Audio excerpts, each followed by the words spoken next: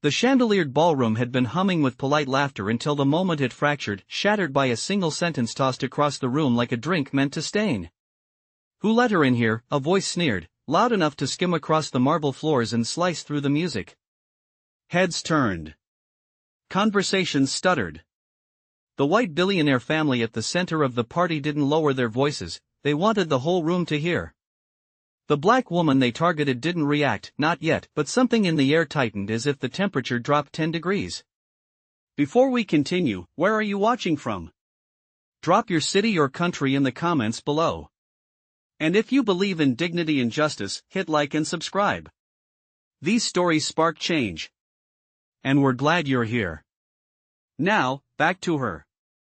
She stood near the edge of the ballroom, framed by a cascade of silver drapes, unnoticed 1 minute and unwanted the next. She wasn't wearing a gown that screamed wealth, no glittering jewelry announcing status, no entourage shielding her path. A quiet presence among loud egos. And that was exactly why they misjudged her. The Whitlock family, old money, louder arrogance, drifted toward her like a storm cell forming in real time. Preston Whitlock, the eldest son with a jaw always clenched as if authority were a muscle he had to flex, circled her like he was inspecting a misplaced item. "You lost, sweetheart?" he asked, the fake sweetness in his tone curdling fast. His sister, Maribel, smirked without shame. "Maybe she's here to serve drinks. Or collect plates. They let anyone in when the guest list isn't screened properly." The words didn't just insult, they were crafted to belittle, to remind her of the hierarchy they believed the world ran on. Conversations nearby shifted, eyes narrowing, some entertained, some uneasy, none intervening. The family's matriarch, Eleanor Whitlock, lifted her champagne flute and eyed the black woman as if she were an inconvenience in her line of sight. "This is a private celebration," she said, voice crisp and cold. "Our partners know how to dress for the occasion." The black woman didn't flinch.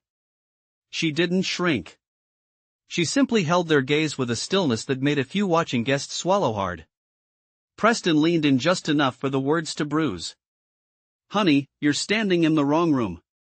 People like you don't mingle with families like ours." And there it was, the moment the entire atmosphere shifted from discomfort to open hostility. She inhaled slowly, eyes scanning the circle forming around her, not pleading, not trembling, calculating. They didn't know who she was. They didn't know why she was there. They didn't know the ink on a certain $5 billion contract was waiting for her signature, not theirs. Maribel clicked her tongue. Should someone escort her out before the photographers arrive? "We don't need the optics." A few guests murmured, some nodded. One man even stepped forward as if volunteering to remove her. But she finally moved, just her chin, lifting a fraction, enough to shift the room's gravity. Not defiant. Certain. Because the insult wasn't the end of the scene. It was the spark. And the Whitlocks had no idea the fire they had just lit would burn straight through everything they thought they controlled. The music in the ballroom softened into a confused murmur as the insult from the Whitlock family settled over the crowd like a thin layer of smoke, not thick enough to choke anyone, but pungent enough that everyone could smell exactly what it was. She did not move. She stood under the silver drapes with the same steady composure she had held when she walked in, as if she were anchored to the floor while the Whitlocks orbited around her, trying to collapse her presence under their arrogance. Preston Whitlock stepped closer, emboldened by the silence of the room, his polished shoes clicking like a metronome marking the beat of his entitlement. "I am going to ask you one last time," he said, drawing out each syllable for dramatic effect, "who invited you into this space?" She looked at him, not startled, not wounded, simply observant, the way someone watches a storm they already know will pass. Maribel folded her arms and added, "She is ignoring you, Preston. She probably does not understand the question." A couple near the champagne tower snickered. A server froze mid-step. The air thickened. Then, like in the sample story of Vanessa Clark, a witness emerged, not loudly, not heroically, just enough to disrupt the narrative. A junior event coordinator named Daniel Lorne, barely 30 years old, wearing a too-tight suit and too small confidence, stepped forward from the side of the room. "Miss Hale," he whispered, barely audible, but the name hit Preston like a slap he did not expect. The Whitlocks turned. Daniel swallowed hard. I think I have seen her in the partner portfolio documents. Maribel snapped, No, you have not. You probably mixed her up with someone else. Daniel shook his head with more courage than he realized he had. No, I am certain. Her name is on the executive clearance list for tomorrow's signing. The crowd shifted uncomfortably. Eyes darted. Someone whispered, executive clearance? But Preston smirked and waved dismissively. Those documents do not mean anything. The event staff get confused all the time. Trust me, son, you are mistaken. Then he turned back to her with a smile sharp enough to cut glass. The only list she is on is the one for hired help. She did not blink. She did not breathe deeply. She did not retreat. She simply raised her chin by a fraction, the same way Vanessa did in the bank lounge when the accusations piled up. That microscopic movement made the Whitlocks bristle with irritation. Preston reached for her elbow, not violently, but possessively, as if he had the right to move her body through the room at will. It is time for you to leave, he said. His hand hovered inches from her sleeve. A dangerous inch. The kind of inch that becomes a courtroom exhibit if someone lets it land. Daniel stepped forward again. Sir, I do not think you should. Enough, Preston barked. You do not touch the guests. That is what makes our family reputable. A laugh rippled in the crowd. Reputable had never sounded so cheap. The black woman's eyes darkened, not with fear, but with memory. A brief flash of a hotel lobby at 16 years old. A security guard escorting her out because she did not look like she belonged. A manager refusing to check her reservation. A cold night waiting outside for a cab in a city that did not care. And now here she was, decades later, watching history try to repeat itself in a room made of crystal and ego. Preston finally reached forward. His fingers brushed her sleeve. Not a grab, but enough to claim ownership over the moment. Enough to declare the hierarchy he believed in. Enough to make 3 guests gasp. But she stepped back 1 inch, reclaiming her space without raising her voice. Do not, she said, her tone quieter than a whisper but sharper. Then a command. The room stilled. Preston froze, hands suspended midair. Daniel looked from her to the Whitlocks, realizing the line had been crossed in full view of 50 witnesses. And somewhere across the ballroom, a phone was lifted, its red recording light glowing like a warning flare. The Whitlocks did not know it yet, but the night had already begun to unravel, and every second that passed tightened the rope around their legacy. The ballroom held its breath as Preston Whitlock's hand hung in the air, suspended between arrogance and consequence, while the black woman's warning lingered like a blade barely touching skin. The guests closest to the scene pulled back instinctively, forming a half-circle that looked less like a crowd and more like a silent jury. What Preston expected was fear. What he got was stillness. Not submission, but control. The kind that made his eyelid twitch with irritation. You do not get to speak to me like that, he said, straightening his jacket as if the fabric could restore the authority he just lost. Maribel rolled her eyes dramatically and flicked her wrist toward security at the far corner of the room. Can someone remove her already? This is ridiculous. She is clearly not supposed to be here. Daniel Lorne, the junior coordinator, swallowed hard and stepped forward again, voice trembling but resolute. Sir, we should verify her identity first. I am telling you she is listed in the documents. Eleanor Whitlock, the family matriarch whose smile never reached her eyes, tilted her head with an expression that suggested she was indulging a child. Daniel, dear, you are confusing a procedural list with a real guest list. And this woman clearly does not belong. The phrase does not belong slid across the floor like oil, coating everything it touched. A few guests exchanged uncomfortable glances, but none intervened. It was the same pattern as in the sample story of Vanessa Clark, where accusation escalated into assumption, and assumption hardened into public humiliation. Preston took a step closer, voice rising just enough for the crowd to hear. If you do not walk out right now, I will make sure the staff escorts you. Do you understand? She met his stare without blinking, and for a split second, the room felt like it tilted in her direction. "You are making a mistake," she said, her voice smooth, her posture unshaken. "A very expensive mistake." Preston chuckled, loud and mocking. "The only mistake here is that someone let you wander into the wrong party. You think you can threaten us? You think you have that kind of power?" Eleanor added, "This is a private gathering for future partners." "You are ruining an important evening." A murmur rose from the guests, soft but spreading. A woman near the photo wall whispered, "She said expensive mistake." "What does that mean?" A man near the champagne fountain checked his phone camera, deciding whether to keep recording. The light from his screen reflected off the silver drapes, catching Daniel's eye. He looked at Preston nervously. "Sir, this is escalating too fast. We need to handle this carefully." "If she really is on the executive list," Preston cut him off sharply. "She is not. You are inexperienced and misreading paperwork. Stand down." Then he jabbed a finger toward the black woman. "You have 3 seconds before I call security." And that was when the energy in the room shifted yet again.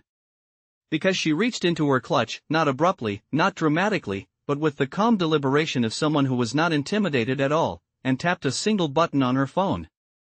1. Simple. Tap. And somewhere across the ballroom, a device buzzed. Daniel's phone lit up first.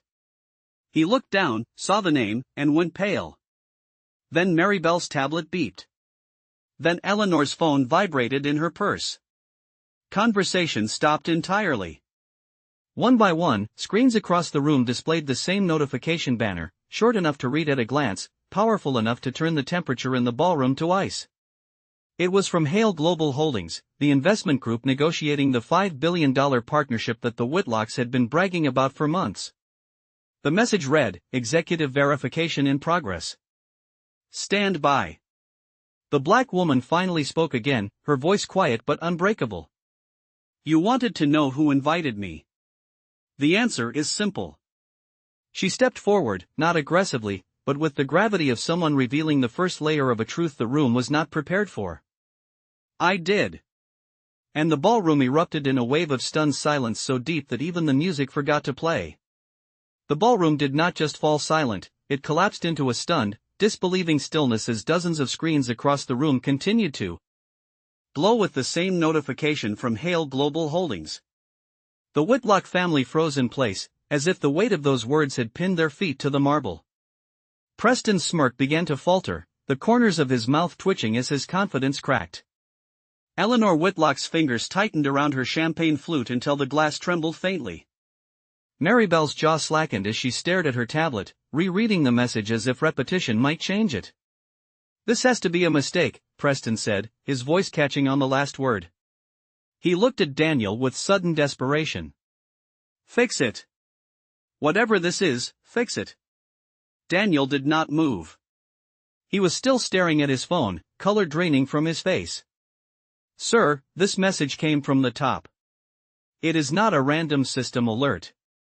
The black woman stood in the same calm posture as before, her presence steady while the Whitlock's composure unraveled. Every eye in the room shifted toward her, curiosity sharpening into apprehension. A guest near the ballroom entrance whispered, "Who is she?" Another murmured, "That cannot be a coincidence." Following the pattern of the sample story with Vanessa Clark, the atmosphere thickened with tension as accusation began to fold into fear, and fear into dawning realization. Preston attempted to regain control, raising his voice so the crowd could hear what he wanted them to believe. "This woman is manipulating something. She probably triggered some automated scam notification." But his words trembled, betraying the uncertainty he was trying to hide. The black woman finally shifted her gaze to him. "You are still assuming I am beneath you. Even now." Her tone was even, not mocking, simply factual. "You saw a black woman in a ballroom you believe you own, and you decided I must have wandered somewhere I did not belong." Eleanor snapped, "You do not get to lecture us about belonging. We built this empire. We decide who sits at our tables." A ripple of discomfort moved through the guests. Preston stepped closer again, but this time the authority in his posture was hollow. Whatever you think you are doing, it will not work. You are not part of this deal. You have no access to the documents. That is not accurate, she replied evenly. I have had access to every document for months. Daniel looked up sharply. I knew it, he whispered. I recognized her name. Eleanor pointed a shaking hand at him. Be quiet, Daniel. You are embarrassing yourself. But Daniel did not back away this time. Something inside him had shifted. Ma'am, with all due respect, you are the ones embarrassing yourselves. When I saw her name on the clearance list, it was not a mistake. She is on the highest tier. Higher than any of the Whitlocks. Gasps broke from the crowd. Someone lifted their phone again to record. Maribel hissed, turn that off. This is a private event. But the guest did not move. The black woman inhaled slowly, the calm before a revelation. You wanted to know who invited me. You wanted to know why I am here. She paused just long enough to let the silence mold itself around her words. I am here because I oversee the final negotiations of the $5 billion partnership you have been bragging about. Preston's face drained of color. Eleanor blinked so slowly it looked like her mind was refusing to process the information. But the black woman continued, her voice growing firmer. And I am here because the due diligence phase uncovered concerning patterns. Patterns that tonight have confirmed in real time. Maribel sputtered, what patterns? The black woman held her gaze. 17 internal reports of discriminatory behavior. All involving your family. All dismissed without review. The air snapped. The crowd recoiled. Preston shook his head violently. That is not possible. Those reports they were nothing. They were warnings, she said. Warnings you ignored. And like in the story of Vanessa Clark, the moment of truth hovered in the air, heavy and undeniable, as the Whitlock family realized the night was no longer theirs to control. It belonged to her. The ballroom's polished surface reflected the tension like a mirror, every shimmer of light bending around the weight of the black woman's words as the revelation settled into the air. 17 internal reports. All dismissed. All pointing to the same family now standing exposed in front of their own guests. Preston's composure cracked first. His breath hitched, his voice rose too quickly to sound confident. Those reports were exaggerated. They were handled. That has nothing to do with tonight. But the guests were no longer looking at him as a host. They were looking at him the way witnesses look at a defendant who has just said something that makes everything worse. Eleanor tried to steady the narrative, lifting her chin and inhaling through her nose like she was preparing to scold a child. These accusations are baseless. Our family has built a reputation of integrity for decades. We would never discriminate. The black woman did not raise her voice, she did not need to. You called me a server. You told me I did not belong. You attempted to have me removed without verifying who I was. She let the silence stretch. That is discrimination. Maribel's hands began to shake, her attempt at indignation collapsing under the scrutiny of dozens of eyes. You misinterpreted us. We were just speaking the truth you believe, the black woman said. A truth you thought no one would challenge. A truth you have acted on many times before. A few guests murmured in agreement. Someone whispered, I have seen them do this to others. The power dynamic had shifted so abruptly that even the music seemed to fade into the walls. Following the emotional rhythm of the sample story of Vanessa Clark, the moment reached its breaking point, where humiliation collided with memory. The black woman's gaze drifted for a brief second, not unfocused but distant, as if she were stepping back into a moment long buried but never forgotten. She remembered being 22 years old at a leadership conference in Chicago, standing in a line to check in wearing her best thrift store blazer. The clerk did not ask for her name. He asked her which catering company she worked for. When she corrected him, he said, Are you sure you are in the right place? Security escorted her outside when she insisted. She stood on the sidewalk in the cold, watching conference attendees walk past her without a glance. That humiliation burned itself into her bones. And it resurfaced now, not as pain, but as purpose. She blinked, returning to the present, the ballroom sharpening into focus again. Preston misread the moment entirely. He stepped toward her with a stiff, forced smile. Look, let us be reasonable. If you just step outside for a moment, we can clear this up quietly. Daniel snapped his head toward him. Sir, you cannot ask her to leave. Not after everything that has happened. Eleanor glared at Daniel with disbelief. You are siding with her over the family that pays you? Daniel looked down. At his tablet, then at the crowd recording the scene from multiple angles. I am siding with what is right. A wave of approval rippled through the guests, subtle but unmistakable. Maribel's control slipped completely. This is outrageous. You think you can walk in here and embarrass us in front of our partners? The black woman finally stepped forward, closing the space between herself and the Whitlocks with a calm certainty that made several guests straighten instinctively. I did not embarrass you, she said. You did that yourselves. Preston's face twisted with panic. You are blowing this out of proportion. You cannot destroy a partnership over some misunderstanding. She held his stare. It is not a misunderstanding. It is a pattern. Then she paused, allowing the gravity of the moment to settle. And tonight, you confirmed every single report filed against you. The ballroom shifted. A collective realization washed over the guests, heavy and irreversible. The Whitlocks had crossed a line that could not be uncrossed. And the woman standing before them was no longer a target of their arrogance, she was the witness, the judge, and the consequence they never imagined would walk through their doors. The shift in the ballroom was unmistakable, the Whitlocks were no longer the center of gravity. The black woman's presence, steady and unshaken, had become the axis the entire room now rotated around. Preston's face tightened as he realized the crowd was not merely watching, they were documenting, absorbing every word, and aligning themselves with the truth unfolding before them. Maribel attempted one last display of dominance, stepping forward with a brittle smile that cracked at the edges. You keep mentioning patterns and reports. That is corporate nonsense. None of that has anything to do with this event. The black woman turned her gaze toward her, unblinking and calm. It has everything to do with this event.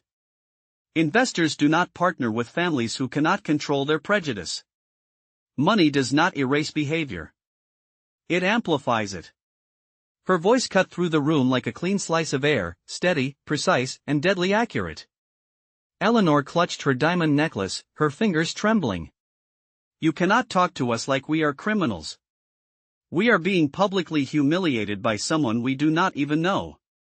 Daniel, still holding his tablet, shook his head. You do know her.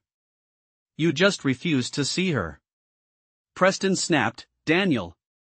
Be quiet. I will deal with you later. But his threat had lost weight. The authority he once wielded so easily now slipped through his fingers like water. Following the rhythm of the narrative and the sample story about Vanessa Clark, the next move came with deliberate quiet power. The black woman reached into her clutch again, this time pulling out a slim phone connected to a secure internal network. She tapped a single contact, and the line connected immediately. Nora, she said, her tone transitioning into the poised authority of a corporate leader, initiate the protocol. Full audit. I want everything recorded from this moment going forward. A crisp voice replied through the speaker, clear enough for the closest guests to hear, understood. The system has been activated. All Whitlock activity logs are open for review. Internal compliance is standing by. Eleanor's breath caught. What are you doing? The black woman did not shift her eyes from them. I am ensuring transparency. Preston's voice cracked.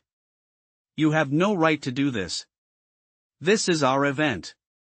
And this partnership was supposed to be a deal between two equals, she replied, not a stage for your discrimination. A wave of murmurs rolled through the ballroom.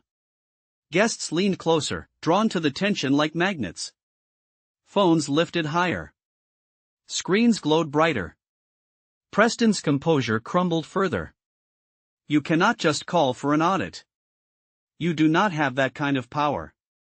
She tilted her head slightly. But I do. Nora's voice returned through the phone. Ma'am, preliminary logs show multiple flagged incidents connected to Whitlock operations. Would you like to review them now? Preston's lips parted, but no sound came out. Eleanor stepped forward with a desperate attempt at grace.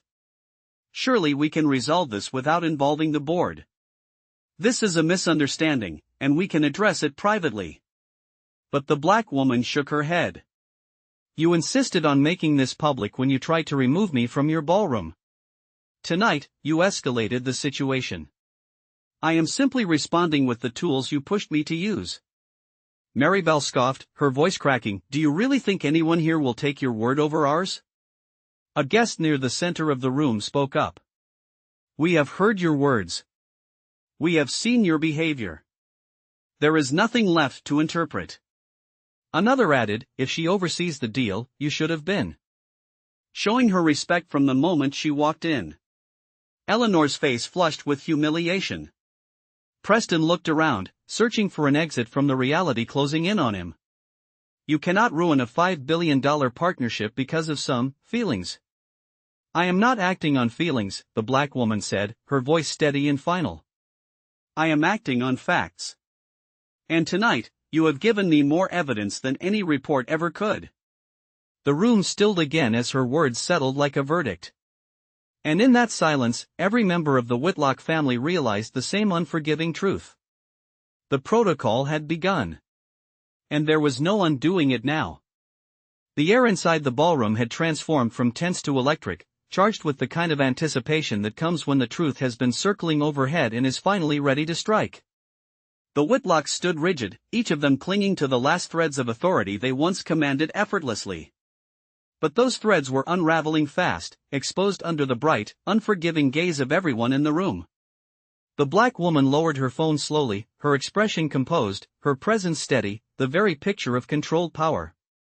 Preston tried to fill the silence with bluster, stepping forward with a shaky attempt at confidence. You are blowing this out of proportion. You think a few flagged reports and a misunderstanding tonight give you leverage?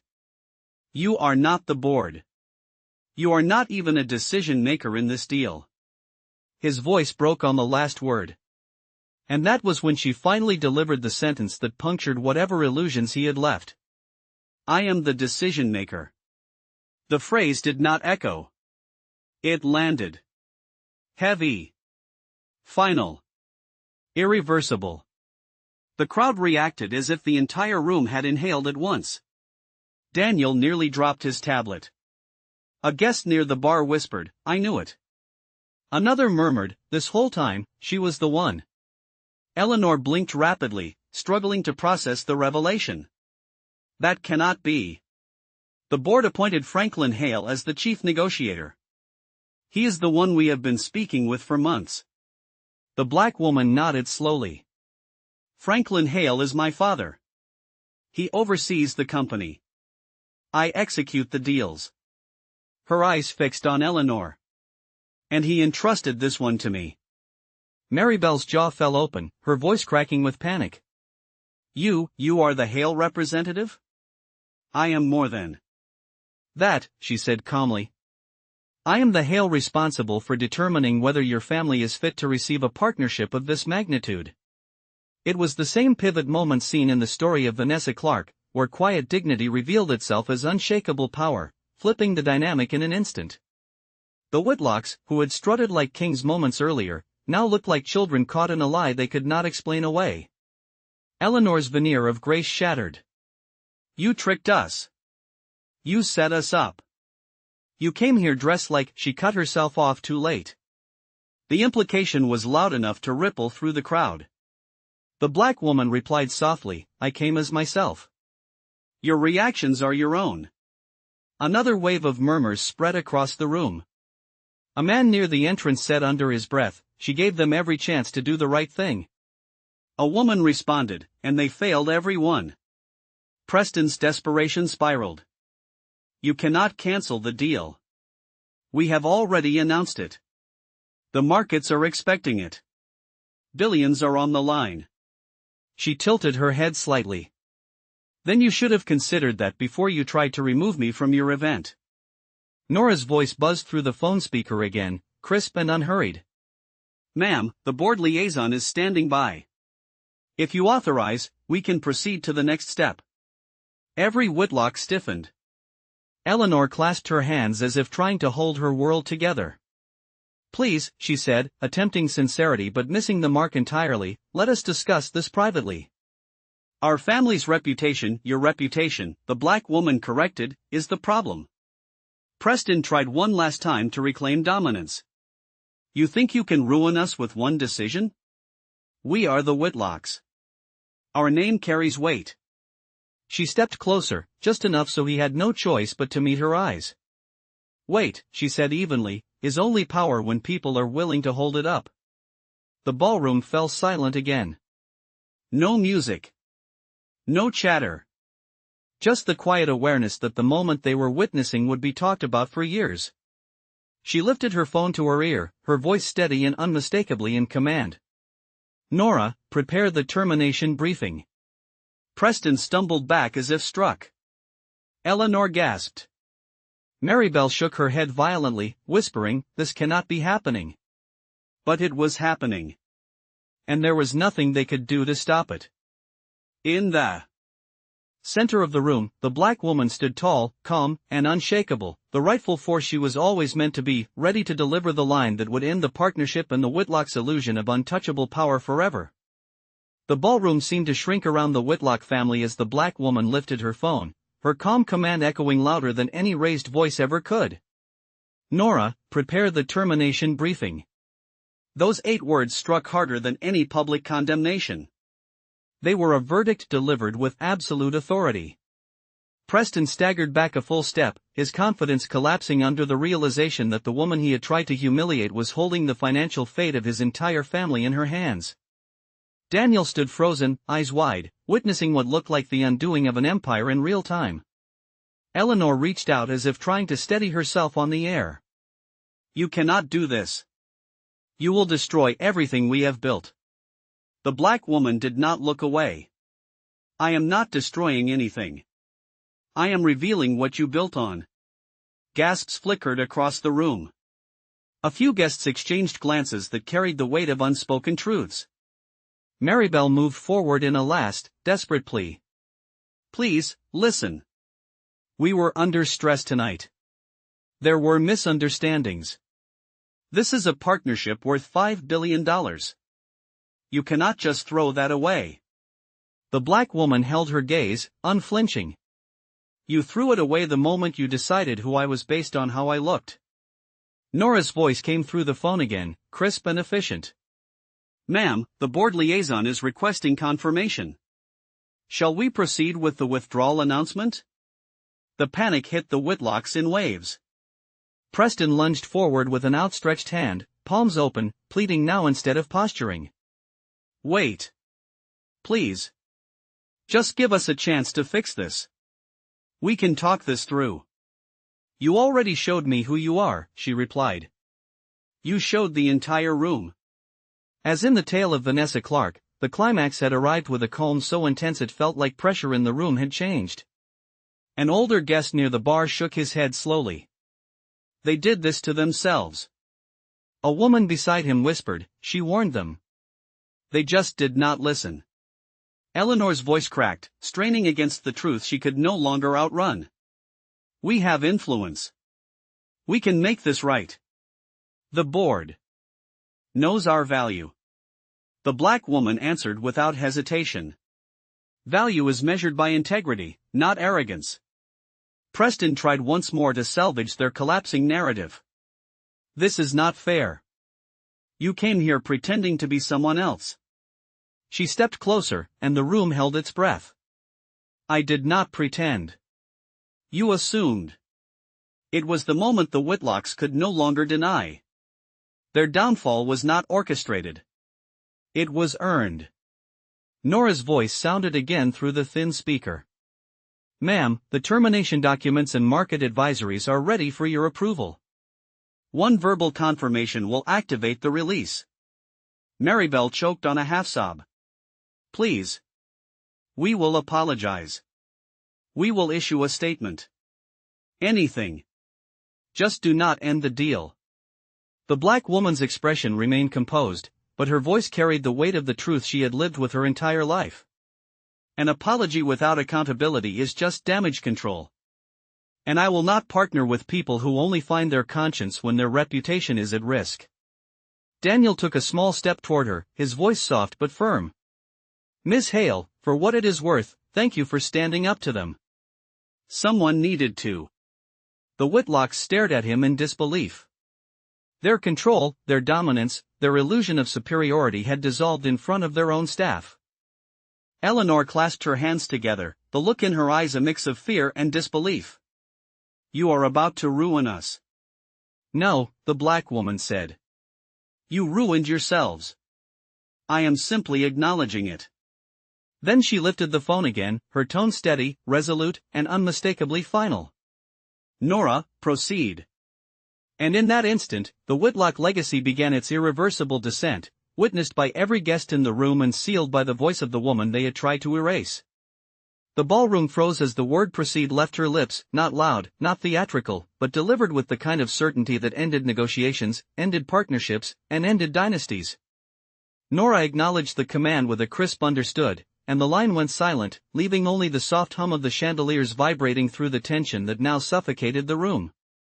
For a moment, no one moved. It was as if the decision itself had changed the temperature, dropping it to something cold enough to make every Whitlock shiver. Daniel looked down at his tablet and swallowed hard. It is done, he whispered. Though no one had asked him. Several guests murmured, capturing the quake in their voices like people witnessing a landmark collapse. Preston staggered forward as if trying to reverse the irreversible with sheer proximity. You cannot just end a $5 billion partnership with one command. She turned to him with a calm that made his panic look even more chaotic. I did not end it with one command. You ended it with your actions. I simply acknowledged the truth of those actions. Eleanor's voice broke, barely held together by pride she no longer had the strength to maintain. You have no idea what this will do to us, to our reputation, to our standing in the market. Your standing, she replied, was built on the assumption that no one would ever hold you accountable. The words struck like a clean blade, not violent, but precise, cutting exactly where the wound needed to be exposed. Maribel pressed a hand to her chest as if struggling to breathe. This cannot be happening. We will be ruined. Completely ruined. Then you should have behaved like people worthy of trust, she said, her tone not cruel, simply truthful. A guest near the marble staircase lifted his phone, reading aloud what had just hit the newswire. Breaking, Hale Global Holdings withdraws from Whitlock Partnership following internal compliance review. The room gasped again, the reality spreading faster than the Whitlocks could form excuses. Another guest added, the advisory is already circulating. Markets are reacting. Eleanor turned pale. Please. Stop this. We will do anything. A public apology, a full statement, training, oversight, anything. The black woman looked at her for a long moment, not vindictive, not gloating, simply recognizing the desperation of a family who only cared now that consequences had finally arrived. Accountability cannot be retroactive, she said. You do not get to demand forgiveness only when the world is watching. Preston covered his face with both hands.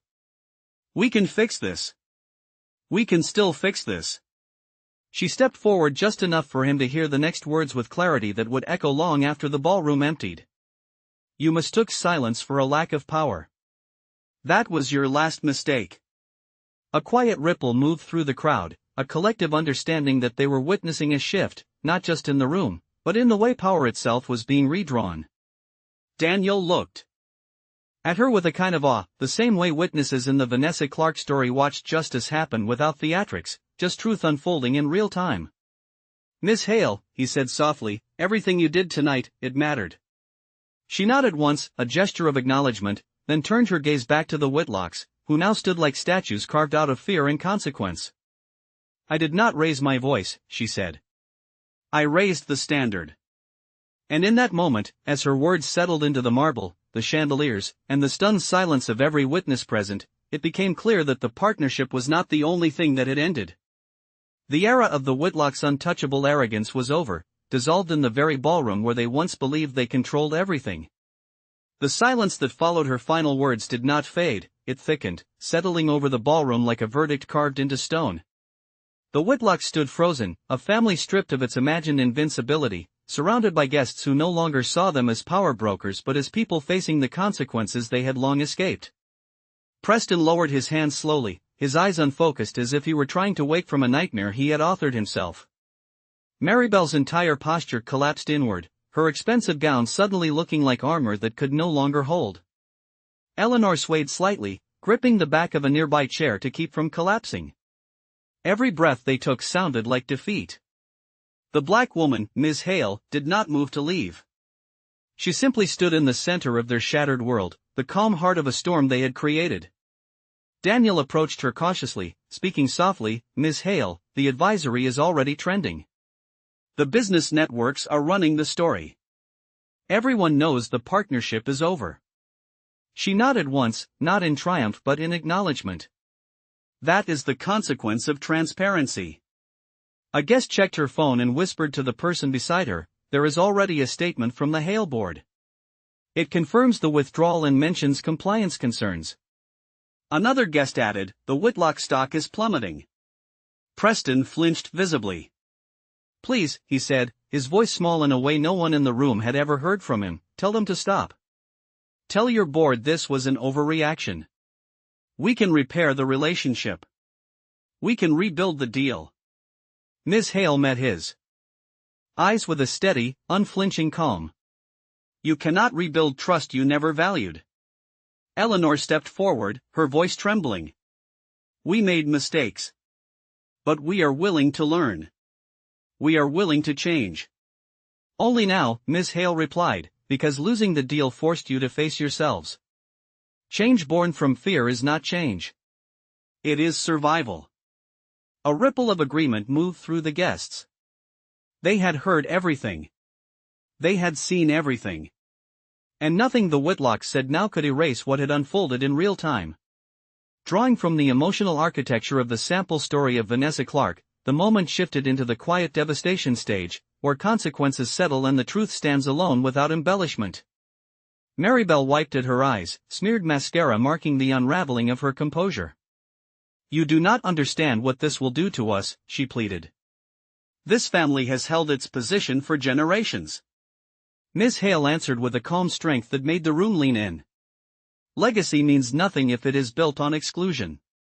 Preston shook his head, desperate. "There must be something we can do."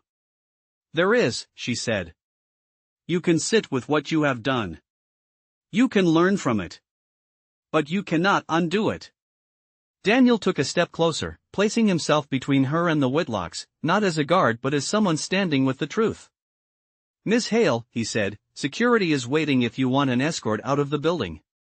She shook her head gently. "I do not need protection. Not from people who have already lost their power." The Whitlocks looked at her helplessly, surrounded not by supporters but by witnesses. Witnesses who had seen every moment, every insult, every choice. A guest near the aisle whispered, "This is what accountability looks like." Another whispered, "This is history." Miss Hale finally turned toward the exit, her voice steady as she delivered the closing line that would echo long after she was gone. "I did not come here to punish you. I came here to see who you really were. And you answered." With that, she walked toward the ballroom doors. And no one dared to stop her.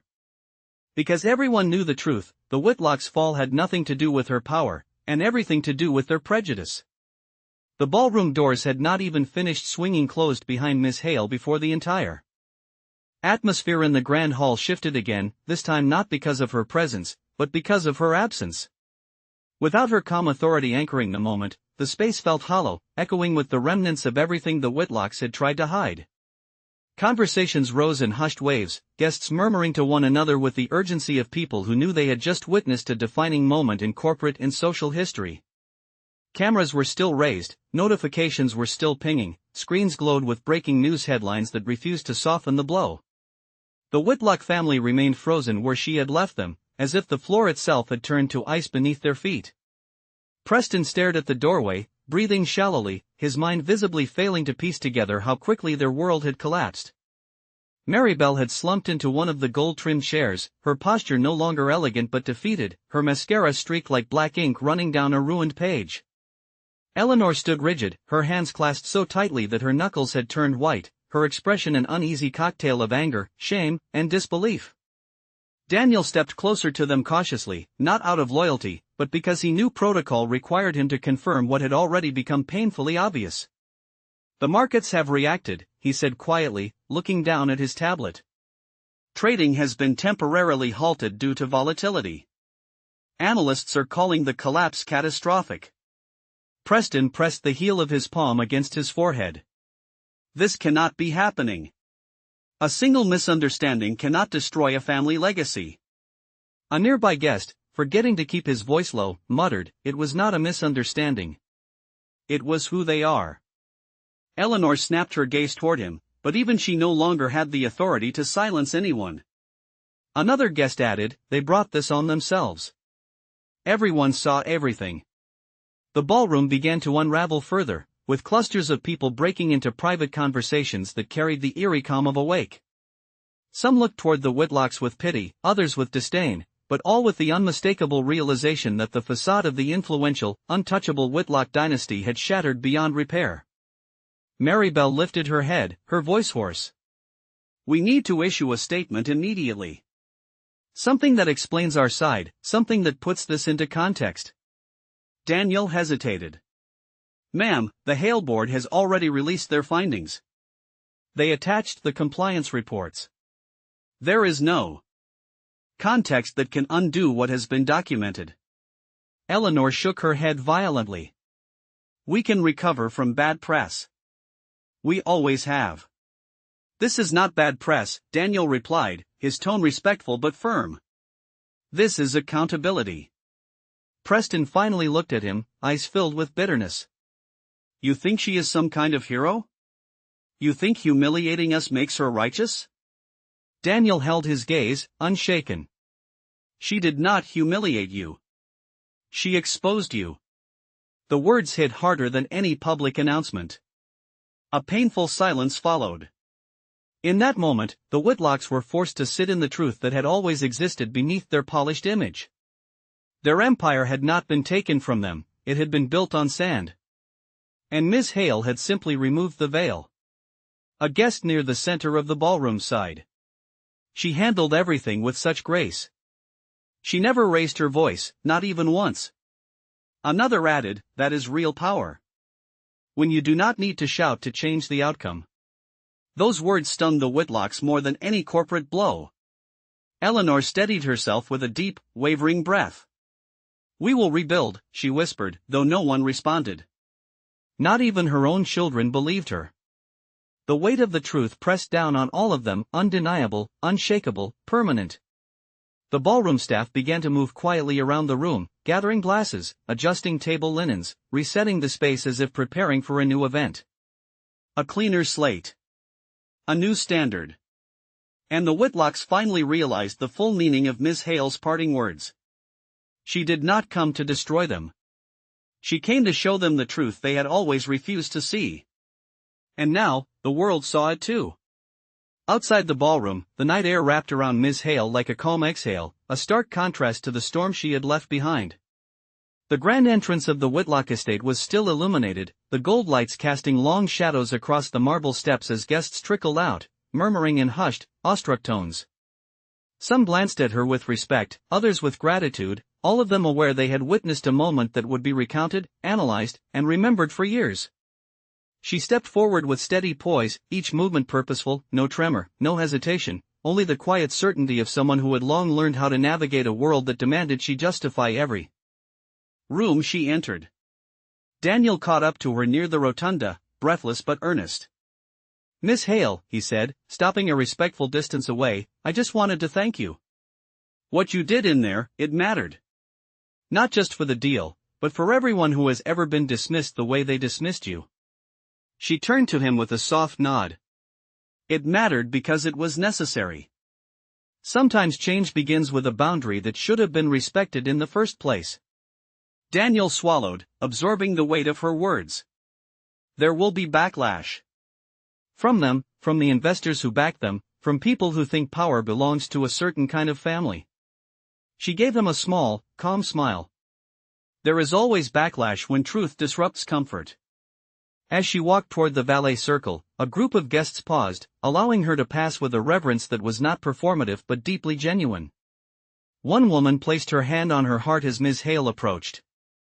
"You handled yourself with more dignity than they deserved," she said quietly. "Thank you for showing what leadership looks like." Ms. Hale nodded.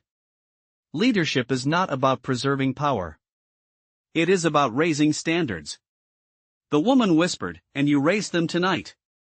Drawing from the emotional resonance of the ending in the story of Vanessa Clark, the moment carried the sense of closure that arrives not through revenge, but through revelation. A sleek black sedan pulled up, the driver stepping out quickly to open the door for her. Before she entered, she took one last look at the estate behind her, now dimming as the crowd dispersed. There was no feeling of triumph, no sense of conquest, only clarity. The kind of clarity that comes when justice unfolds not through anger, but through truth laid bare. Inside the ballroom, the Whitlocks remained exactly where she had left them, unable to escape what their own behavior had revealed. Their empire, their influence, their perceived superiority, none of it had protected them from the truth. Outside, Miss Hale stood on the threshold of the open car door, breathing in the cool night air. She did not raise her chin with pride, she simply held her posture with the same quiet confidence she had walked in with. Nothing about her had changed. Everything around her had. A notification ping echoed from her phone as she stepped into the car. A message from Nora appeared on the screen. Market reaction stabilizing. Public support overwhelmingly in favor. Board commends your leadership. She exhaled softly, not with relief, but with affirmation. The driver closed the door gently before circling back to the front seat. As the car pulled away from the estate, the lights fading behind her, she did not look back. The road ahead stretched wide and open, illuminated not by chandeliers, but by possibility. And in the quiet interior of the moving car, her voice carried the final truth, a truth meant not for the Whitlocks, but for anyone who had ever been underestimated.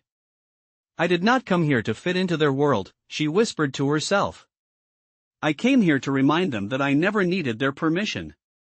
The city lights grew brighter as she approached them, reflecting on the window like a constellation aligning into something new, something just, something earned.